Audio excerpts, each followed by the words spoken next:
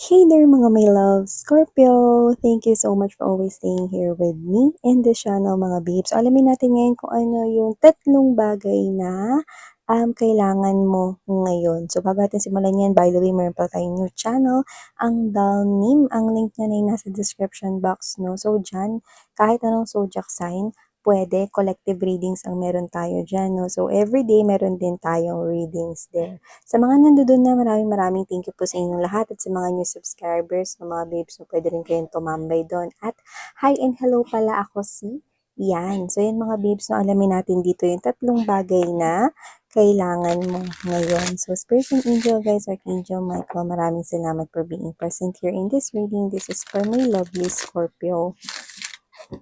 This is for Scorpio.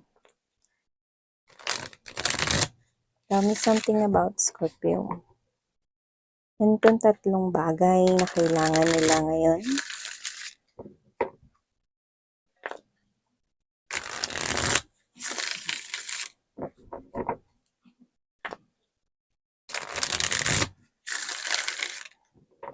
Okay, so Scorpio, let's see. Ano ba itong tatlong bagay na kailangan mo ngayon? So, Scorpio, ang unang bagay na kailangan mo ay ang Page of Earth energy, no? So, dito kinakailangan mong maging handa, no? At pag-aralan, no? Kailangan mo rito mag-focus sa bagay. So, maaaring meron kayo itong bagong trabaho, bagong inaaral na task, no? Pwedeng sa school, iba sa inyo, pwede may students dito, but doesn't have to be. Pwede rin naman na kayo ay working na, no? Tapos meron kayong bagong task na inaaral. Pwede rin naman na bago kayo, no? Dyan sa trabaho na yan. And I'm also right here seeing, no? Na kinakailangan mo itong pag-aralang mabuti sapagkat magdadala ito sa'yo. Yan, no? Nagniningning na sobre na yan, no?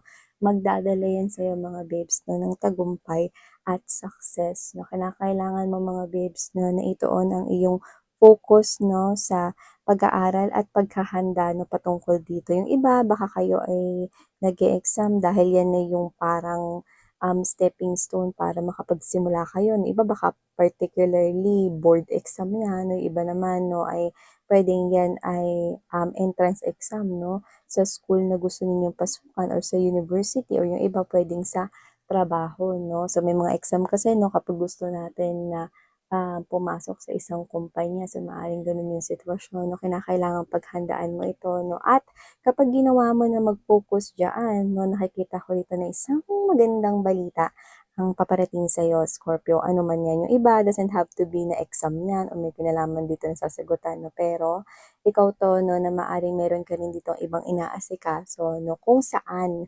nagbibigay ka rito ng effort, no? Kasama na lahat-lahat, no? Yung parang isip mo, yung brain mo, no, yung soul mo, yung belief mo, no, yung kumikilos ka, gumagawa ng aksyon. Yung iba may kinalaman sa mga documents, archives, at files. Nakikita ko dito na may magandang balitang naghihintay sa'yo. So, ituloy mo lang ang pagpupursige dahil lahat ng pagod mo, na lahat ng pinigamong mga brain cells sa bagay na yan ay magbubunga, no? Kung anumang mga files, documents, importante yan, pwedeng related to contract, business work, no? Lahat nakikita ko dito ay approved at magiging success yan. Ano man yan, resultang positibo ang siyang naghihintay sa'yo, Scorpio, no? Lalo na yung iba dyan, no? Naglilipasan ng gutom, wag naman, kumain pa rin kayo ng tama, no? Yung hindi natutulog na maayos kasi nagre-review ng bongga. Yung pinag-iisipang mabuti yung mga bagay na gagawin nila, no? So, kung sino ka man, no? Student ka man, or ikaw ay working na, no? Or kahit sino ka man, Scorpio, na meron ka ritong yung buong lakas at effort mo, time ay pinagbubuhusan mo talaga dahil gustong-gusto mo talaga yung bagay na yan. Well, that umiilaw-ilaw, no, kumukuti-kutitap na envelope ay sigurado na, no, na positibo ang balitang naghihintay sa'yo. So, ituloy mo lang yan, no, yung pagpupursige mo na yan, Scorpio, no, at ang pangalawang bagay na kailangan mo ngayon ay ang 5 of Fire energy, no, kailangan mo dito mga babes, no, oo, maaaring diyan sa nilalaban mo may kompetisyon, no? May mga nakaharang, no, sa iyong dadaanan, no? Pero kinakailangan mo ritong 'wag makipag-compete sa kanila. Ha? Ano miss yan? Wag mo silang tingnan as competitors. Kung meron ka mang mga kalaban diyan sa tinitingnan mo na posisyon kasi gusto mo yan, 'no, maaaring meron din mga may gusto niyan, siyempre posible yun lalo na kung you're working with a company or kung ikaw man yung owning a business. Meron din dito mga competitors like meron ka ring mga kaparehas na mga products na sine-sell, 'no, or parang may mga services na kaparehas, 'no. Yes, they are competitors, literally, pero wag ka sa kanila makipag-compete. Makipag-compete ka sa sarili mo. Ibig sabihin, 'no, do all the things that you can. Pursue these dreams or goals of success, 'no, all by yourself, 'no, at gawin mong inspirasyon 'tong mga competitors mo na 'to. Yes, they are conflicts, they are problems here, pero 'wag mo silang tingnan na harang sa daan, 'no. Mag-focus ka lang sa sarili mo ritong business, sarili mo rito na work, 'no, do all of the tasks, do all of the things that you can in order to achieve the positive outcome, 'no. Tuloy-tuloy mo lang rito, huwag kang magpaapekto. Kasi nakikita ko rito na kung meron ka mang literal na mga kakumpitensya rito, 'no, gagawin nila lahat upang posibleng ma-distract ka, 'no.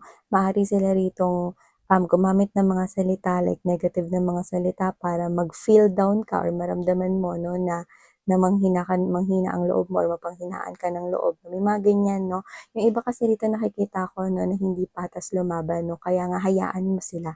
Makipag-compete ka, walang iba kundi sa sarili mo, 'no. Kasi sila nagfo-focus sila sa'yo rito, bakit? Kasi malakas ka, kasi mas wise ka. Kasi yung energy mo ay stable, okay. Kaya wag mo silang tularan, 'yan 'no. Nagfo-focus sila sa'yo at ikaw mag-focus ka rin sa sarili mo. Kaya sila nagfo-focus sa'yo kasi isa kang threat sa kanila. Toroy, strategy babe, 'no, strategy, okey. Maaaring magpa-tingling 'no, parang ano 'yun, parang mag-kring-kring sila 'no, sa isip mo rito dahil nakakainis sila pero wag mo silang pagbigyan ng atensyon, okey? Kasi nadidi-distract ka lang ng mga 'yan. So, ang ikatlong bagay na kailangan mo, Scorpio, 'no, ay ang the dreamer. Exactly, this is you. Meron ka kasing goal, meron ka ritong tinitingnan, 'no, na gustong makuha. Meron kang perspective, may perception ka, may vision ka ng future mo. Kaya nga lumalabas ka bilang dreamer, 'no, at kung makikita mo rito, 'no, meron ditong anghel sa likuran mo. Para ka ritong bata, 'no, mag-focus ka sa pagbabago, kaya mo sinusundan diyan yung paru-paro. Paru-paro is the strong symbol of changes, 'no? Kaya mong baguhin ang sarili mo ritong mga, gustong mangyari sa buhay mo at gina-guide ka ng iyong mga angels and spirit guides. Pinoprotektahan ka nila, 'no, dito sa pathway na 'to na pinatutunguhan mo, 'no? So, ang gusto nilang gawin 'no ay mag-take risk ka kasi full card energy 'to. Full card energy is take risk, take chance, 'no? Huwag kang matakot 'no, fearlessly i-conquer mo ang iyong mga dreams 'no. Ituloy mo lang yang dreamer na yan na attitude 'no. Yeah, full card energy, you're almost at the edge. Gawin mo lahat 'no at hindi ka mapapahamak. Ituloy mo ang mga bagay na nararamdaman mo magdadala sa'yo 'no, dito sa tagumpay at new beginning na gusto mong gawin. Trabaho man yan or kakumpitensya sa mga love life 'no or whatever. Kaya mo na makuha ang bagay na gusto mo. Kaya mong makamit ang lahat 'no, pati ang taong iniibig mo kung, mga babes, na magtitiwala ka lang rito 'no, sa iyong sarili 'no, at sa iyong belief 'no, na meron ditong success sa anuman 'tong bagay na pinu-pursue mo. So, nakikita ko rito 'no, na huwag ka daw matakot dahil pinoprotektahan ka ng iyong, angels and spirit guides ni universe right here dito sa new beginning na ginagawa mo. So, ibig sabihin 'no, tuloy-tuloy lang rito. 'Pag may naisip ka na puwede magpa-improve ng sitwasyon mo, go, push lang daw 'no. Kailangan mo rito na kumapit sa iyong dreams and goals in life. Isipin mo na mas importante yung goal mo, yung dreams mo in life kesa dito sa mga tao na 'to, 'no. Kasi alam mo kasi mga babes, yung dreams and goals mo in life 'no, ay gusto rin nila 'yan. So, patunayan mo rito na iyo 'yan at sa'yo lang dapat 'yan. 'Yan, gano'ng attitude 'no, laban. Ganun yun mga babes, no? And let's see at the bottom of the deck, yeah, we have here the Eight of Water energy. See? Eight of Water energy, walk away, search for empowerment, no? Maghanap ka rito ng inspirasyon para ma-motivate ka. And look at that! Very powerful. Fulfillment. Fulfillment of wishes right here. Sige, ginagayad ka talaga. Nakita mo yung daanan na yan. Ayun, may anghel, oh. Parang dito ka dumaan. Sige, tuloy lang. Yan, no? Kung makikita mo, mabato sa daanan, no? Parang madulas yung mga buhangin, may mga bato-bato, no, na parang mga dapat pagdaanan, may mga challenges or pagsubok sa iyong way. Pero, you're being guided right here, okay? Kailangan mo lang maniwala, no? Kailangan tuloy-tuloy lang dito, no? Malubak man ang daan, no? Mabato man ang daan, no? Papunta ka ron sa pathway na nararapat or deserve mo. Iba mahilig siguro sa denim, no, denim na jacket, denim na damit, no, or baka mahilig kayo sa pants na denim, or whatever the case may be, baka favorite niyo yung color blue. Pero sa nakikita ko rito, in general, na with the Eight of Water energy, move towards here to the thing that you want to pursue. No? Kasi alam mong deserve mo yon. Nine of Water energy, ano yon? Dandelions, mga babes, no? Ng mga bata tayo, kahit ngayon, no? Kapag nakita ko ng ganyan, magwi-wish tapos hipan ko yan. Yan, no? Wishes, dreams yan, happiness will do come true. Saan ka papunta? Happiness, fulfillment, sanang way mo papunta dun sa katuparan ng iyong mga dreams and goals in life. Ang bongga. So, ibig sabihin, no, para lumabas ito at makuha natin ito ng ganito ka-strong, nalalapit at nalalapit na talaga ano, ang tagumpay sa'yo. Kung yan may taong nililigawan at pinupurso mo, nakikita kong mapapasa iyo siya. Taray! Kung yan man ang posisyon na gusto mo dyan sa kumpanya na yan, nakikita ko na kahit yan ay pag-agawan pa ng iba, sa'yo yan mapupunta. Taray! O, edi kayo na. Hingi tayo na advice, Scorpio. Advice po for Scorpio. This is for Scorpio people. Advice for Scorpio regarding the situations here. Okay. So, Scorpio, the universe advice for you, guys, is this Page of Fire. Start that spark at gawin mo itong nag-aalab. Yung liliyab talaga, yung naglalagablab. Ipakita mo ang creativity mo, no? Feel happy while waiting for this success, no? Be motivated. Page of Fire is the energy here of giving a lot of confidence in putting all of your passion right here. I'm seeing that you're being well guided into this pathway, no? Ayan, no? Yung pakpak na yan, no? Ay ang pakpak ng mga anghel, no? Na nagsasabi na ikaw ay papunta doon sa pathway at pinoprotektahan ka nila. And the Nine of Fire, tagumpay, mga babes, no?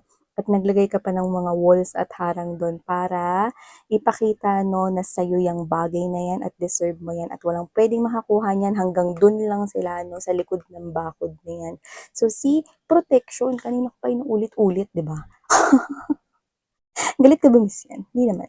Protection, no? Which means, you're being well guided right here, no? At nakikita, tinan mo, preparedness, di ba? Preparedness. Dito, pinakita mo kasing handa ka. Ngayon, dito, mas pinapakita mo rito, no? Na mas handa ka pa na i-conquer ano pa yung mga wishes mo rito, no? Show your resiliency, mga babes. At nakikita ko rito, no? Na tinan mo naman yan. Ngiting tagumpay ka at ang lakad mo, no, ay proud na proud. So, nakikita ko rito, no, na ang universe ay proud din sa'yo, no, and you're giving a lot of fire, no, ibig sabihin talagang pursuer ka dito, no, dahil mataas ngayon ang yung energy, no, na talagang kunin ang wish mo na yan, no, push mo na yan, no, i-grab mo yung ganyang klase ng energy, no, dahil nandyan ka sa ganyang energy, mas malakas rin ang energy mo, no, na ma-manifest ano man tong bagay na to. Kaya naman, I encourage you guys, no, to stay positive, no, at magstay kayo sa ganyang klase ng energy para mahatak nyo rito, mga babes, no, ano man yung bagay na yan na gusto mong mangyari. Okay? So, thank you so much, Scorpio. Sarang hail, love, and light. Annyeong.